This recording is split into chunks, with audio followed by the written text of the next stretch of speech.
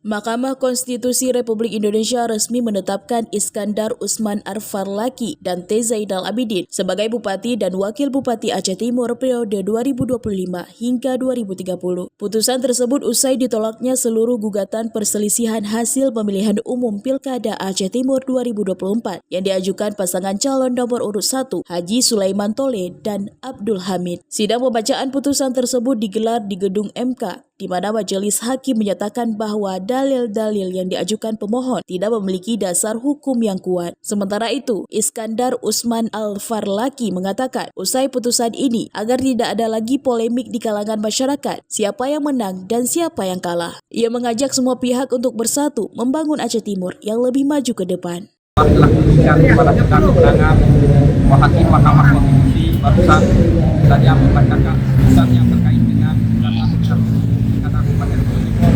bahwa hakim MK menolak semua dalil pemohon dan menyatakan bahwa kita pasangan 03 Iskandar Usman Arfarlaki dan T. Zainal dinyatakan menang sebagai Bupati dan Wakil Bupati Aceh Timur.